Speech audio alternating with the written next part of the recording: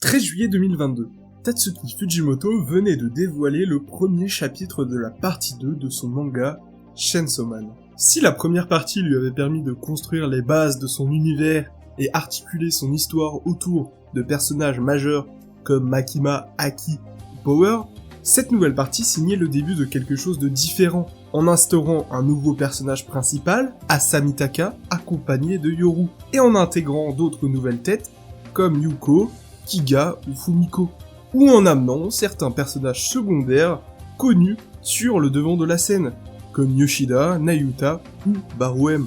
Avec ces nouveaux personnages, les interactions évoluent, et une nouvelle dynamique se met en place. Tout cela contribue à donner à l'histoire une ambiance bien différente, tout en ayant toujours ce rythme et cette manière de raconter l'histoire fidèle à l'auteur. Bref, c'est absolument génial à suivre et rafraîchissant. Cependant, l'œuvre garde un point d'ancrage essentiel, Denji.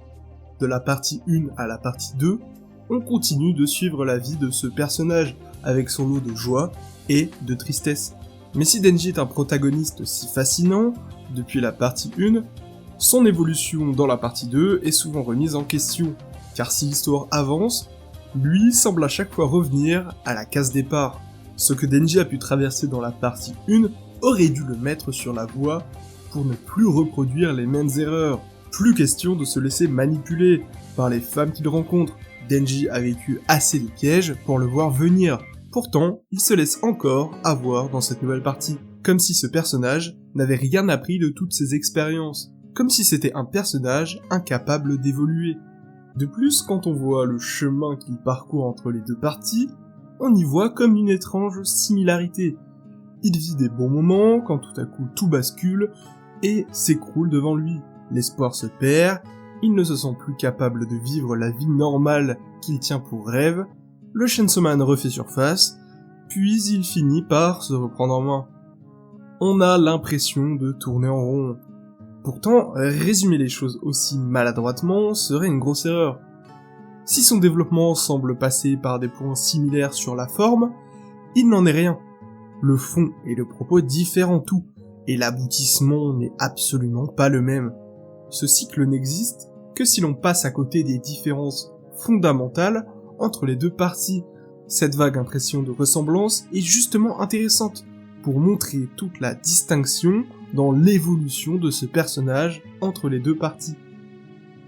Installez-vous confortablement, abonnez-vous et lâchez un like pour soutenir la chaîne, merci beaucoup. C'est super important si vous kiffez ce genre de vidéos. Aussi, dites-moi en commentaire ce que vous pensez du personnage de Denji dans cette nouvelle partie. Vous l'aimez toujours autant, plus ou au contraire moins? Ça m'intéresse d'avoir votre avis sur ce personnage avant puis après cette vidéo analyse. Bref, si c'est fait, laissez-moi vous parler de Denji, le héros qui n'a fait que grandir en étant persuadé de ne jamais évoluer. Denji a vécu dans la misère toute son enfance. Ça, l'auteur nous le fait comprendre directement dès son premier chapitre, voire même carrément à la toute première page. Dès le début, on nous présente Denji par sa dépendance à l'argent pour pouvoir survivre. Quand se tuer à la tâche en coupant des arbres ou en risquant la mort en chassant les démons ne suffit pas, il en vient à vendre son propre corps au marché noir, comme son rein, son œil ou carrément sa couille. Et même avec tout cela, ce n'est pas suffisant pour rembourser ses dettes. La vie de Denji est rythmée par cet unique besoin de gagner de l'argent. Et il y a une scène qui va très bien l'appuyer. Lorsqu'un Yakuza va demander à Denji de gober sa cigarette pour 100 yens, il va tout de suite accepter sans aucune hésitation. Pour lui, tous les moyens sont bons pour obtenir un billet. L'argent le domine, car il en a besoin pour vivre. Mais ce qu'on peut rajouter, c'est qu'à travers cette scène, l'auteur mettra aussi en avant l'aspect docile de Denji. Plus que simplement être dominé par cette situation de besoin monétaire, Denji se laisse soumettre. Jamais il ne tentera d'échapper à cette emprise. Bien qu'il nous ait partagé son rêve de vivre une vie normale, heureuse, à travers la discussion avec Pochita, Denji restera un personnage résigné sur son sort. Jusqu'à la fin, il se persuade que ce rêve ne reste qu'imagination, et qu'il ne pourra jamais l'atteindre.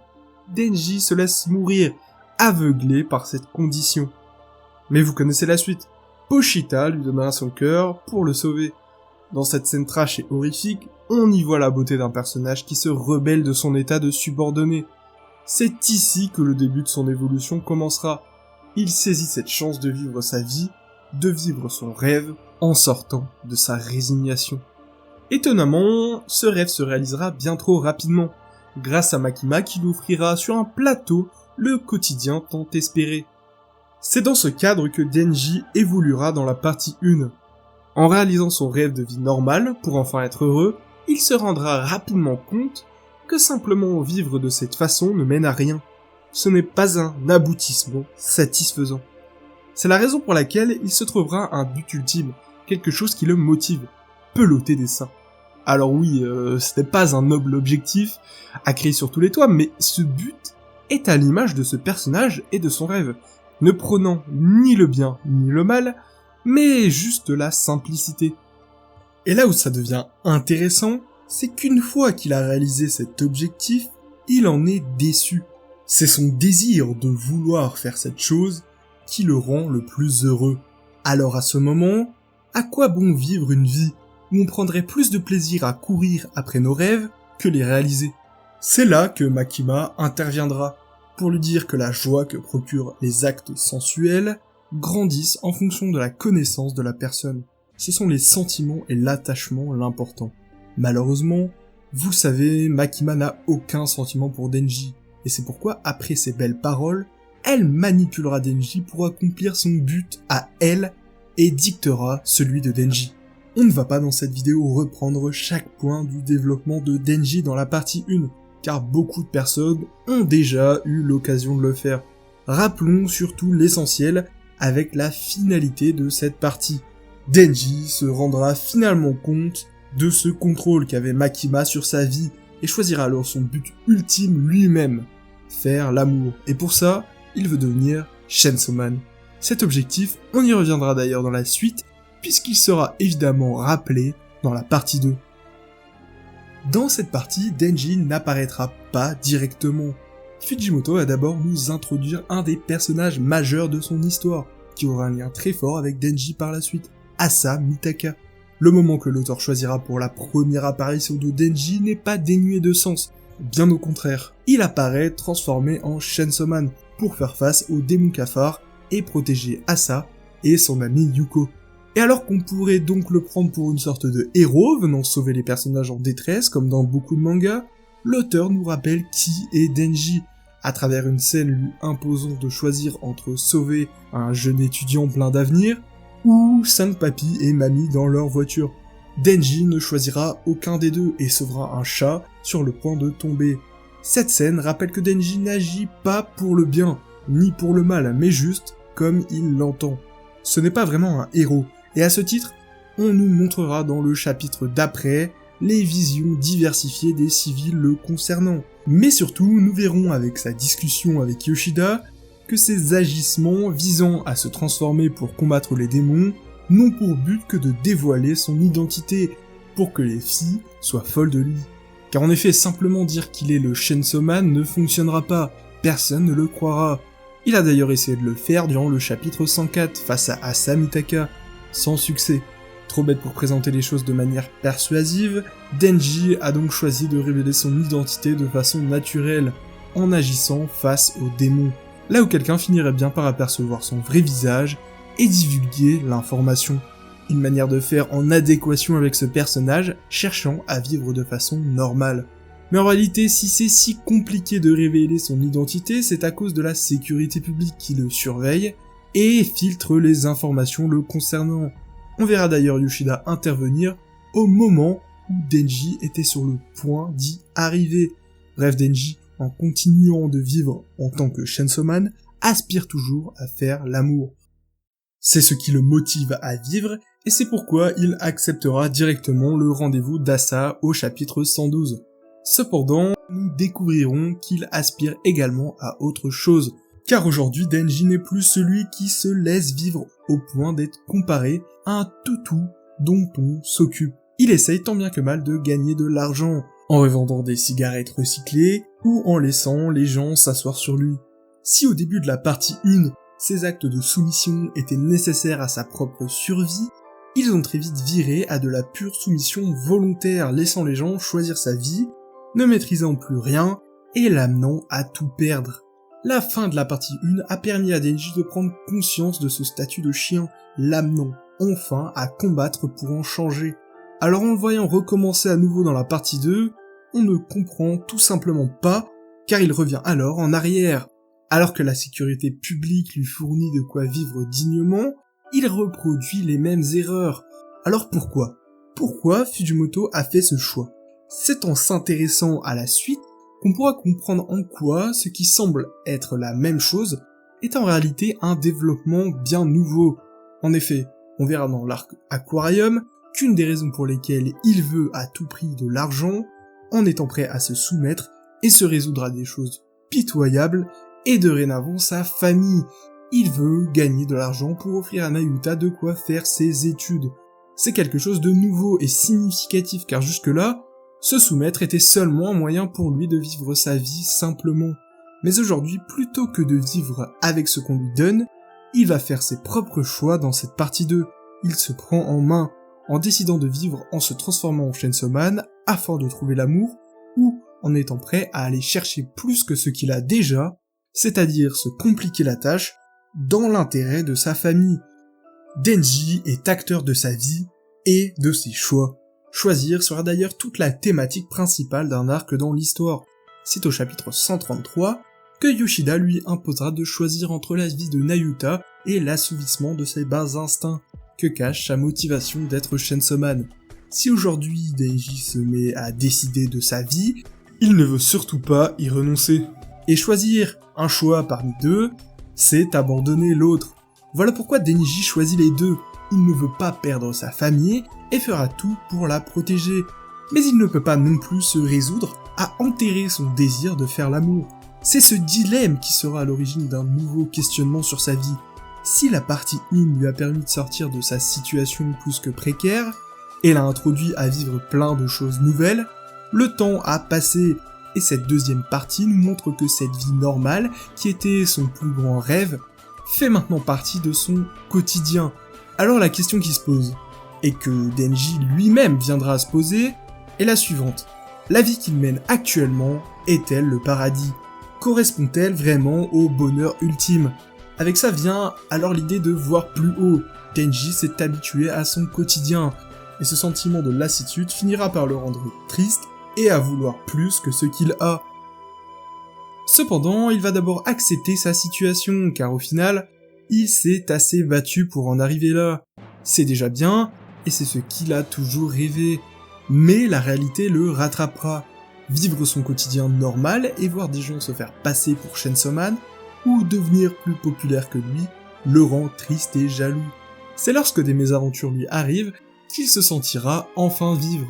Lorsque Fumiko le manipulera par des avances sexuelles, Denji nous fera tout un discours pour nous dire qu'il s'est déjà fait avoir par le passé, qu'il a grandi et qu'aujourd'hui il ne tombera pas dans le panneau, avant qu'on découvre que cela n'était que le fruit de sa pensée, et qu'en réalité, il a plongé la tête la première. Ok, mais pourquoi cette mise en scène de Fujimoto si le résultat est le même qu'avant ? Eh bien parce qu'ici, on voulait nous montrer une différence. Pas une différence de finalité, mais plutôt une différence dans la manière d'y arriver. Car c'est ça le plus important. On nous montre que Denji n'est plus le même, il a conscience d'agir en marionnette. Et aujourd'hui, a lui-même décidé de faire ça. Car c'est là toute la thématique du show. En affrontant les gens au karaoké, Denji a retrouvé le sourire. C'est en acceptant de faire des actions pitoyables et dangereuses que son quotidien monotone prend une autre saveur pour lui. Et s'il ne porte pas forcément d'importance à ce constat, dans un premier temps, c'est avec l'arrivée de Baoem que le dilemme entre sa vie normale et redevenir le Chainsaw Man refera surface, le poussant à la réflexion.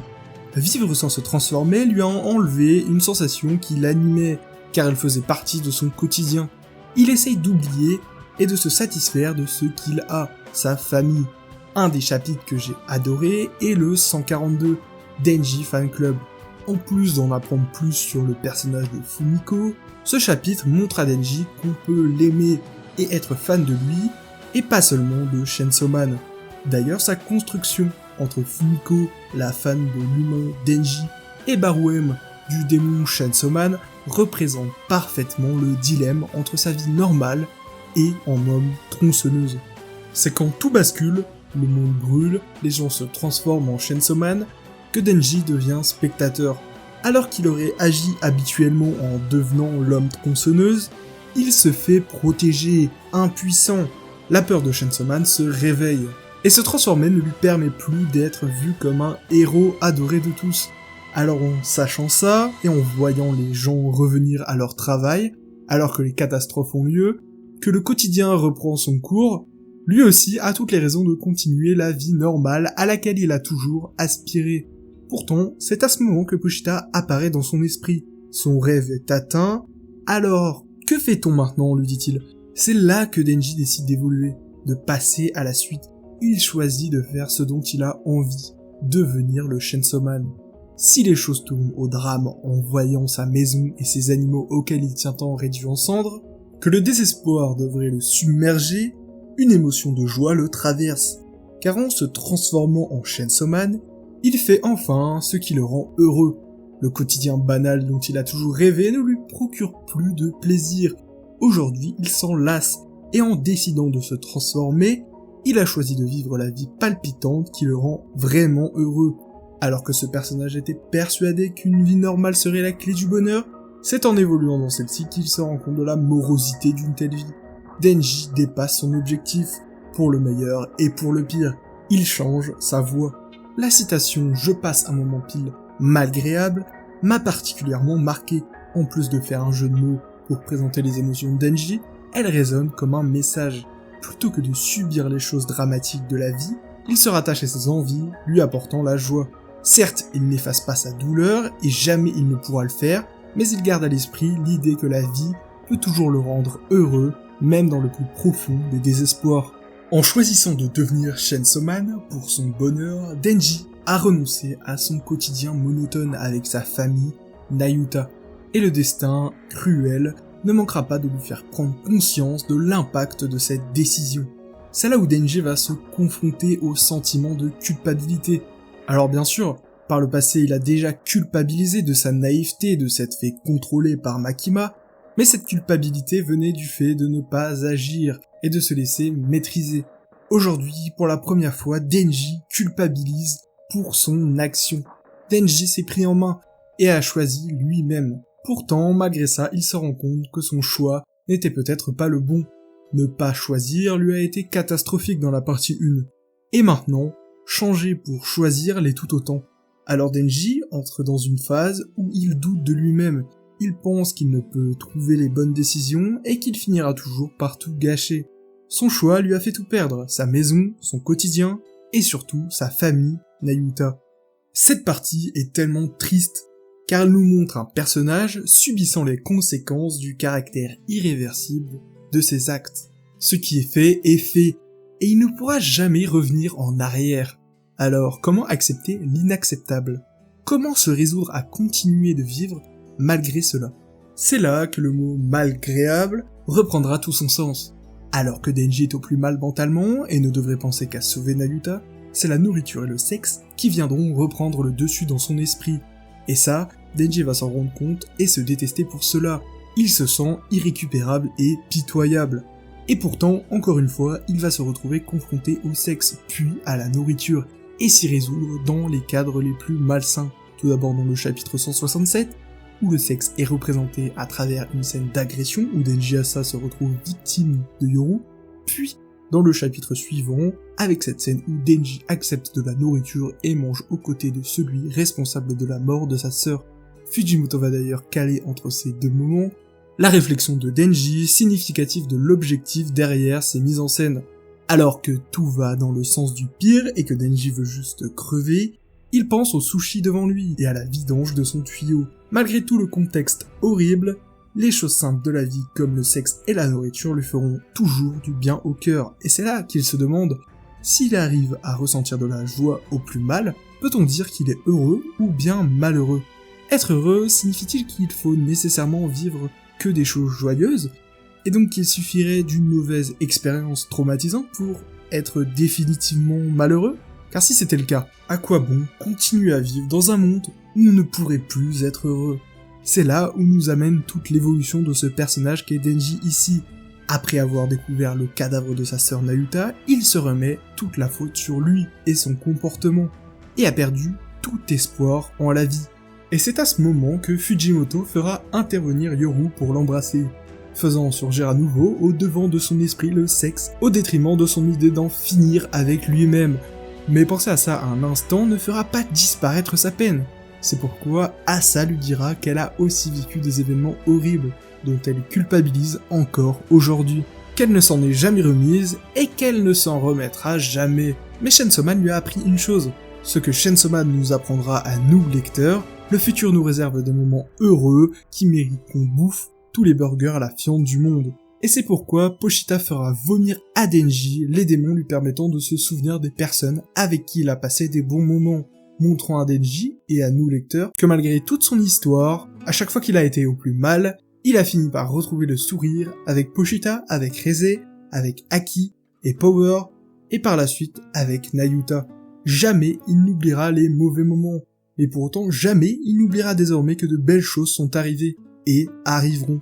Si la nourriture et le sexe lui apportent un sentiment de joie, alors, tant qu'il y aura de la bouffe et des filles, Denji continuera de vivre avec le sourire aux lèvres. Cependant, vivre heureux ne sera pas si simple, car le bonheur ne peut se résumer qu'à simplement apprécier deux choses. L'amour des autres est tout aussi important.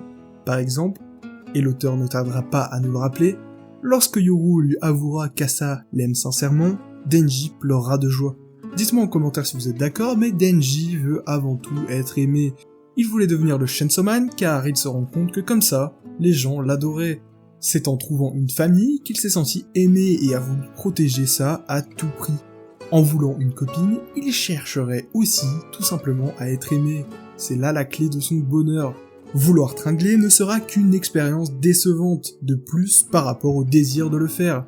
Ce n'est qu'en le faisant par amour qu'il sera comblé. Finalement, à travers cette partie 2, Denji se prend enfin en main, chose qu'il n'avait pas pu faire dans la première partie. Il choisit comment vivre et est acteur de ses décisions. Là où le quotidien de Denji était des plus heureux dans la partie 1, car Makima avait veillé à le noyer dans ce cadre de joie, cette partie 2 ne l'est plus du tout. Constamment dans cette partie, Denji se retrouve heureux puis malheureux, avant de finir dans le désespoir. Et même au sein de cette terrible tristesse, le sexe et la nourriture feront surgir un sentiment de joie, montrant ici une représentation de la vie comme un mélange entre bien-être et mal-être, une vie malgréable. Voilà une toute nouvelle manière de voir la vie dans cette deuxième partie pour Denji. Il est confronté à la vraie vie, pas la vie joyeuse, puis dévastatrice, amenée par Makima, mais celle décrite par Kobeni à la fin de la partie 1. Une vie normale, où on en bave, car les bons moments s'accompagnent de mauvais moments. Denji doute et culpabilise de ses choix. Il se méprise pour son comportement, qui ne change pas. Il essaye de devenir quelqu'un de meilleur, bref, Denji n'est plus le même. Il a définitivement évolué. Et même si le sexe et la nourriture ne sont pas les exemples les plus élégants de sources de joie, surtout dans les pires moments, ils ont du sens pour Denji et sa simplicité depuis le début. Ainsi, on réalise que malgré ses épreuves, la vie mérite d'être vécue, ne serait-ce que pour les plaisirs les plus anodins qui apportent du réconfort.